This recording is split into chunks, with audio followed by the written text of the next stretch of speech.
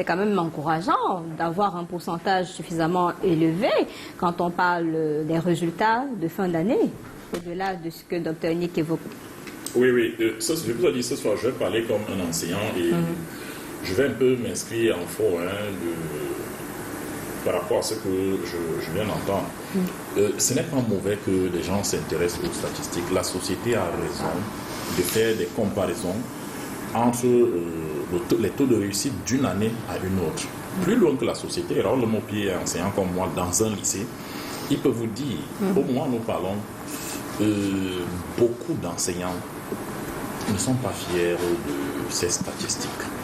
Pourquoi? Ils ne sont pas fiers des statistiques. On parle de hausse? Oui, oui, les statistiques sont à la hausse. Parce que les enseignants ont le sentiment que, en réalité, ces statistiques ne reflètent pas le travail qu'ils font dans les salles de classe avec les élèves. C'est un sentiment légitime. Et comme enseignant, je suis obligé de le reconnaître ici.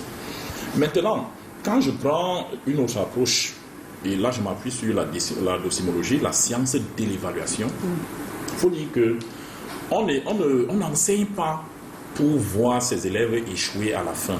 Vous voyez? Et de ce point de vue, je peux dire, la réussite, le taux que nous avons est la conséquence de l'évaluation, la conséquence de la qualité de la correction, la conséquence de tous les enseignements qui ont été menés au cours de l'année. Je reviens sur deux éléments. La qualité de l'évaluation certificative, la qualité de la correction. Et je parle sous le contrôle de Raoul Lemopier. Il ne fait aucun mystère que depuis un certain nombre d'années, il y a eu un certain assouplissement dans la construction de nos sujets.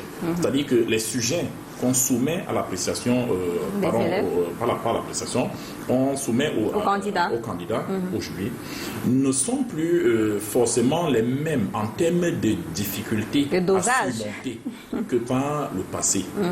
Voilà. Et là, on va dire peut-être qu'ils correspondent au nouveau programme d'apprentissage. D'accord? La qualité de la correction aussi, et là je parle en qualité de chef de salle des corrections.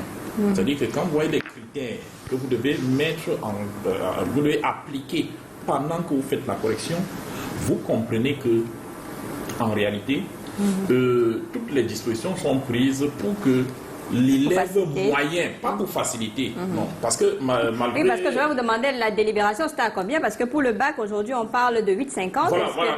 Et ça ce que je vais dire ne s'adresse pas à vous. Demander la délibération était à combien? Pour moi, c'est une aberration.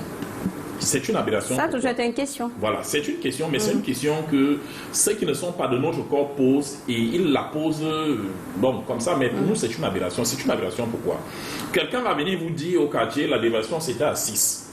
D'accord? Or, ceux qui participent aux délibérations, moi, je n'ai pas délibéré cette année, mais j'ai posé avec beaucoup d'enseignants qui ont délibéré, qui participent aux délibérations, vous disent que les critères sont tels que, en réalité, c'est difficile pour eux de vous dire quelqu'un qui avait 9 automatiquement à passer, quelqu'un qui avait 8 automatiquement à passer. On peut décider par exemple que après tout ce qui, après les corrections, ayant mis ceux qui ont eu 10 suivants de côté, on essaie de discuter, parce que délibérer, c'est discuter sur les cas de certains qui sont dans la zone qu'on peut dire acceptable. Il a réfléchi. Voilà. Maintenant, si je me lance dans cette discussion, un jury se lance dans cette discussion et on se rend compte que, par exemple, un élève de terminale A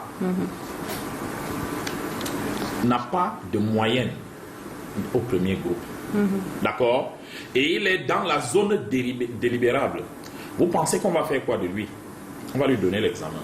On ne peut pas lui donner l'examen. C'est pour ça que moi j'ai dit c'est une aberration de poser cette question-là. En réalité, les examens, les résultats que nous avons cette année, bien que ne plaisant pas à beaucoup d'enseignants, sont le reflet et des enseignements que nous avons faits et des sujets que nous avons montés et des corrections qui ont été apportées. En réalité, ils sont en congruence avec tout le processus. On va rester sur les statistiques. Quand vous suivez